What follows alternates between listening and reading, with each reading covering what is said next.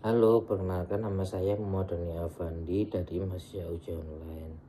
Pada kesempatan kali ini, saya akan membahas perbandingan ekonomi antara Indonesia dan Malaysia melalui beberapa indikator penting. Pertama, kita mulai dari pertumbuhan ekonomi Indonesia.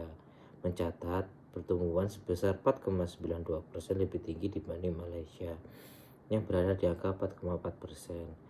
Hal ini menunjukkan aktivitas ekonomi Indonesia lebih dinamis. Namun, jika kita melihat inflasi, Malaysia lebih unggul dengan tingkat inflasinya hanya 1,2% dibanding Indonesia yang 2,31%. Stabilitas harga di Malaysia lebih terjaga sehingga daya beli masyarakat lebih kuat. Selanjutnya, pada tingkatan pengangguran, Malaysia juga lebih baik, yaitu 3% dibanding Indonesia 4,76%. Artinya, pasar tenaga kerja di Malaysia lebih sehat dan mampu menyerap tenaga kerja lebih baik. Indikator berikutnya adalah nilai tukar uang terhadap dolar.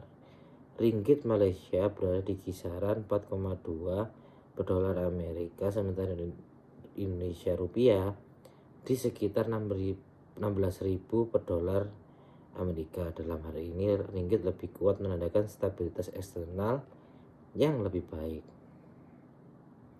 Kalau kita lihat suku bunga acuan, Malaysia laki-laki lebih rendah, hanya 2,75%, sedangkan Indonesia 4,75%. Suku bunga rendah memberi ruang lebih besar untuk investasi dan konsumsi domestik. Namun, dari sisi pendapatan per kapita, perbedaan cukup jauh. Malaysia mencatat sekitar 11,868 dolar AS lebih dari 2 kali lipat Indonesia yang baru sekitar 4,960 dolar AS. Ini berarti standar hidup rata-rata masyarakat Malaysia lebih tinggi. Meski begitu, Indonesia memiliki keunggulan pada rasio utang terhadap PDB. Angka Indonesia hanya 39,2%, sedangkan Malaysia mencapai 70,4%.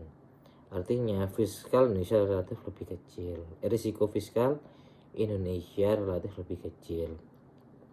Dari sisi cadangan devisa, Indonesia juga lebih unggul dengan sekitar 150 miliar dolar Amerika Serikat dibanding Malaysia yang hanya 122 miliar dolar Amerika Serikat.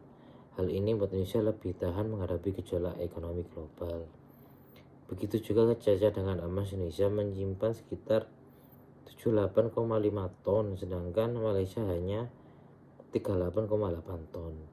Cadangan emas yang lebih besar memberikan ketahanan moneter tambahan bagi Indonesia.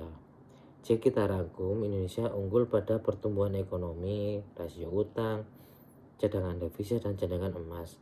Sementara Malaysia lebih baik dalam inflasi, pengangguran, nilai tukar, suku bunga, serta pendapatan per kapita. Kesimpulannya, kedua negara memiliki kelebihan masing-masing. Indonesia menunjukkan ketahanan fiskal dan cadangan moneter yang lebih kuat, sedangkan Malaysia lebih stabil dalam harga, tenaga kerja, dan standar hidup masyarakat. Dengan memahami perbandingan ini, kita bisa melihat potensi dan tantangan masing-masing negara dalam menghadapi dinamika ekonomi global. Terima kasih.